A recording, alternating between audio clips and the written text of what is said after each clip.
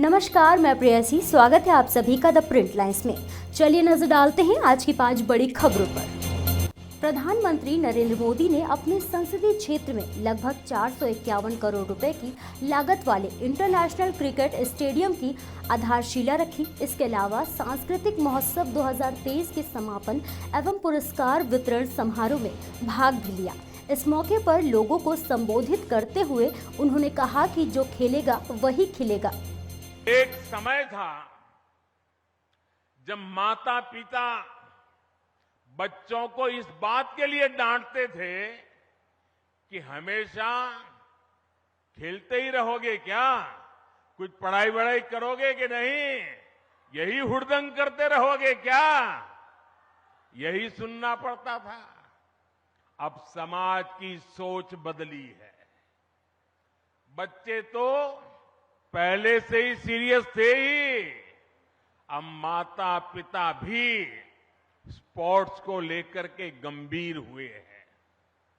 अब देश का मिजाज ऐसा बना है कि जो खेलेगा वही खिलेगा। प्रधानमंत्री नरेंद्र मोदी और उत्तर प्रदेश के मुख्यमंत्री योगी आदित्यनाथ ने वाराणसी में अंतर्राष्ट्रीय क्रिकेट स्टेडियम के मॉडल का निरीक्षण किया। इस दौरान उन्होंने पूर्व भारतीय क्रिकेटरों से बातचीत की। कांग्रेस के पूर्व अध्यक्ष राहुल गांधी ने महिला आरक्षण बिल को लेकर केंद्र सरकार पर हमला बोला था, जिसके बाद केंद्रीय मंत्री धर्मेंद्र प्रधान ने कांग्रेस पर निशाना साधते हुए कहा, मैंने कल राहुल गांधी का बयान सुना। कांग्रेस स्वभाव से ओबीसी विरोधी रही है। प्रधानमंत्री मोदी ने ही ओबीसी आयोग बनाया और उन्हें संवैधानिक मान्यता दी। उन्होंने नीट और नौकरियों में ओबीसी को आरक्षण दिया। आप दशकों तक सत्ता में थे और तब आपने कुछ नहीं किया। मुद्दा था कि नेहरू जी के ऊपर उनका आरोप था कि ये ओबीसीओं को रिजर्वेशन देने के पक्ष में नहीं है। काका कालेलकर कमीशन को किसने लागू नहीं किया। मंडल आयोग को 80 के बाद उसकी सिफारिश आने के बाद 10 साल तक कांग्रेस पार्टी की शासन रही, लेकिन उन्होंने लागू नहीं किया। 90 में स्वर्गीय पूर्व प्रधानमंत्री विश्वनाथ प्रताप सिंह जी ने उसको लागू किया। उस समय में जो लोकसभा में जो वितर्क हुआ था, स्वर्गीय राजीव गांधी जी ने वो कांग्रेस पार्टी की ओर से बयान रखते हुए क्या कहा था, उन्होंने आपत्ति जताई थी मंडल कमीशन के बारे में, ओबीसी रिजर्वेशन के बारे में। जो जन्म तो ओबीसी विरोधी है, स्वभाव तो ओबीसी विरोधी है, ओबीसीओं के कल्याण के लिए जिन्होंने कुछ नहीं किया। ओबीसी कमीशन बना के संवैधानिक मान्यता देने वाला नेतृत्व का नाम है श्री नरेंद्र मोदी। नौकरी में ओबीसीओं की रिजर्वेशन को पक्का करने वाला नेतृत्व की नाम है नरेंद्र मोदी।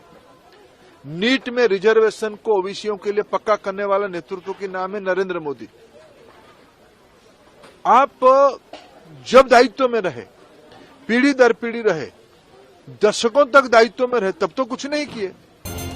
भारतीय जनता पार्टी ने कावेरी नदी से तमिलनाडु के लिए पानी न छोड़ने की मांग को लेकर बेंगलुरु में विरोध प्रदर्शन किया। वहीं कावेरी जल बंटवारे पर कर्नाटक के पूर्व सीएम और बीजेपी नेता बसवराज बोम्मई का बयान सामने आया है। आइए सुनते हैं उन्होंने क्या कहा। See, Kaveri is born in Karnataka and because of the catchment area in Karnataka, all these years they are getting the water. So it is not even the property of Tamil Nadu. Is it a property of Tamil Nadu? It is because Karnataka has saved this water by building dams. At the cost of Karnataka, they are getting water.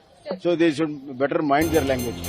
Bharat और Canada के बीच बढ़े तनाव के दौरान NIA ने नामित खालिस्तानी आतंकवादियों पर कार्रवाई शुरू कर दी है। एनआईए कोर्ट के आदेश पर खालिस्तानी आतंकवादी सिख फॉर जस्टिस के प्रमुख गुरपतवान सिंह पन्नू की संपत्तियां जब्त कर ली गई हैं और साथ ही पन्नू के चंडीगढ़ स्थित घर के बाहर संपत्ति जब्ती का नोटिस चस्पा कर दिया गया है। इसी के साथ ही मारे गए हरदीप सिंह निज्जर की जालंधर में संपत्तियों का भी यही हश्र हुआ है। ऐसी ही महत्वपूर्ण खबरों को देखने के लिए जुड़े रहिए द प्रिंट लाइन्स के साथ।